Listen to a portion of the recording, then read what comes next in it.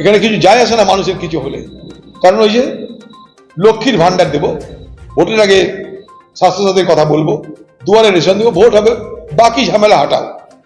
এগুলো ঠিক না। দেখুন, সালিসি সভা যেটা ক্যাঙ্গারু কোর্ট বলি আমরা, এগুলো সঠিক না। আইন শৃঙ্খলা ভেঙে পড়বে, তাহলে ভেঙে পড়ছে এই কারণে। মানুষ তাহলে তো এমনি কোর্টে যাওয়া বন্ধ করে দেবে, মানুষ তো সালিসি কোর্টে যাওয়া শুরু করে দেবে। কোথায় যাচ্ছি আমরা? সালিসি কোর্ট যখন আধুনিক আইন ছিল না তখনকার জন্য মধ্যযুগীয় ব্যবস্থা, সালিসি প্রথাটা মধ্যযুগীয় প্রথা। আজ আমরা আধুনিক যুগে বাস করছি, যেখানে আইন আছে, কোর্ট আছে, সমস্ত কিছু, উকিল আছে, জজ আছে। সেখানে যদি আমি নিজে ঠিক করে নিই আমি একটা আলাদা কোর্ট বসাবো, সালিসি সভা করবো, ক্যাঙ্গারু কোর্ট করবো, এর থেকে দুর্ভাগ্যের কিছু নাই। এটাকে ইমিডিয়েট রোখা উচিত বলে আমি মনে করি। হ্যাঁ, কলকাতা শহরে পার্কিং এর টাকা রাখার যে হিসাব মেশিন, সেই মেশিন মানে উধাও হয়ে গেছে। বেশ কোটি কোটি টাকার হিসাব নেই, কোথায় যাচ্ছে এইসব টাকা? কোথাও যাচ্ছে না, তৃণমূল নেতাদের কাছে যাচ্ছে। কোথায় যাবে? তৃণমূল নেতা আর সঙ্গে পুলিশ তাদের কাছে যাচ্ছে, তৃণমূলের পার্টি ফান্ডে যাচ্ছে। এখানে আর কারি ক্ষমতা আছে কিছু করার? সব অন্যায়, সব দুর্নীতির পিছনে, সব রাহাজানির পিছনে, সব লুটের পিছনে তৃণমূল পাট। খোঁজ নিয়ে দেখুন, 2 2 4, এটাও তাই। এক বছর থেকে 700 পরিবারের বেতন মানে লুট হচ্ছে। নির্বিঘ্ন প্রশাসন বায়োমেট্রিক ছাপ নেওয়া হচ্ছে, কিন্তু দিয়ে স্লিপ দিয়ে দেওয়া হচ্ছে, কিন্তু মালটা তাদেরকে দেওয়া তবে না তৃণমূল সরকার এগুলো যদি করে, তবেই না তৃণমূলকে মানায়। তদন্ত হবে না বলে উলু খাগড়া যান যাবে, চুরি হবে। চুরি হওয়াটাই এই সরকারের কাছে জল ভাত, দুর্নীতিটা এই সরকারের কাছে জল ভাত। দুর্নীতি আর সরকার মিলেমিশে একাকার, তাই এই ধরনের ঘটনা ঘটবে।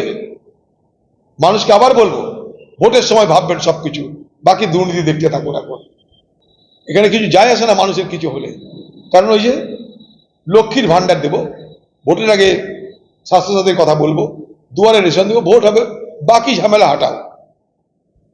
বাকি স্বাস্থ্য পরিষেবা যান না, হাসপাতালগুলো দেখুন, রক্ত নেই, চিকিৎসা নেই, রুগী নেই, এই ওষুধ নেই, পত্র নেই, ডাক্তার নেই। কি হচ্ছে?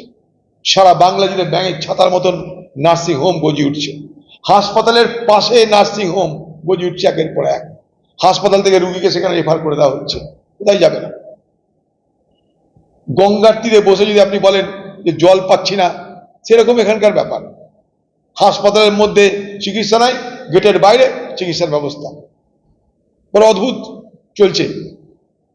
চেতনা Shiksha Niketan private tuition centre. ভর্তি চলছে, ভর্তি চলছে, ভর্তি চলছে। চেতনা শিক্ষা নিকেতনে ভর্তি চলছে। চেতনা শিক্ষা নিকেতন একটি আদর্শ শিক্ষা প্রতিষ্ঠান। আমাদের লক্ষ্য গণ নয়, গুণ চাই। Chetana Shiksha Niketan private tuition centre, Jibanti, Murshidabad.